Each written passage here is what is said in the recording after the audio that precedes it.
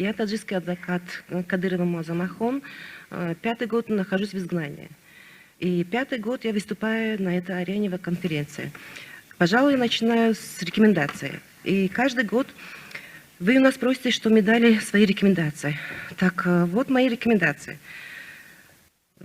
Мои обращения, мои рекомендации к ОБСЕ и ко всем международным сообществам. Я думаю, что вы должны пересмотреть свои политические взгляды и отношения к странам, таким как Таджикистан. На это есть основания. И хочу сказать, что в Таджикистане, конечно же, существуют такие организации общественные и юридические. Они формально существуют, но фактически их деятельность очень ограничена. Но если бы это было не так, они бы сегодня присутствовали бы на этом зале, как и в предыдущей конференции. Теперь перехожу к докладу. Сегодня я хочу поднять такую очень главнейшую проблему в Таджикистане о дискриминации на религиозной почве, психологических и физиологических питках. В Таджикистане это стало нормой, особенно за последние годы.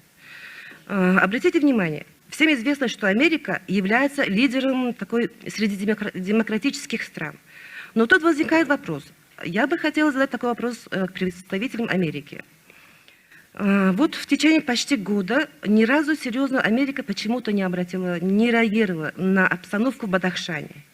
В Нью-Йорке недавно состоялось заседание Генеральной Ассамблеи Объединенных Наций. И для участия в этом заседании региональной платформы С5+1 на встрече министра иностранных дел в стране Центральной Азии, и в том числе это был министр иностранных дел Таджикистана Сироджиддин Мухридинов, госсекретарем США Энтони Блинком обсудили ситуацию в Таджикистане.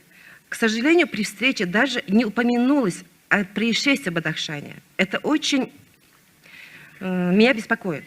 В таком случае, насколько мы тут можем доверять правительству Таджикистана, во-первых, и лидеру демократических стран Америки? Скажите, пожалуйста. В Бадахшане живут таджикский язык, живут таджики, которые они совершенно владеют другим языком, отличаются от таджикского народа. По конфессиональной принадлежности они также отличаются в основном с основной населением.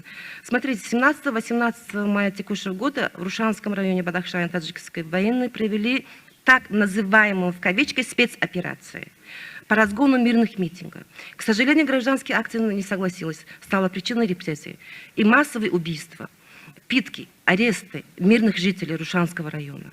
Самое страшное, силовики жестоко издевались и истязали мирных людей.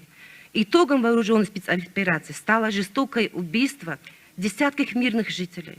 Многие раненые, большое количество жителей Рушанского района арестованы. В отношении них по сфабрикованным обвинениям возбудили уголовные дела. В Душанбе с 3 августа началась массовый судебный процесс во главе с генералом-майором Холбашевым. Судебный процесс, обратите внимание, и рассмотрение уголовного дела сразу проводилось на Можете, пожалуйста, завершать? Хорошо, я предоставлю вам весь доклад в письменном виде. Спасибо. Thank you very much.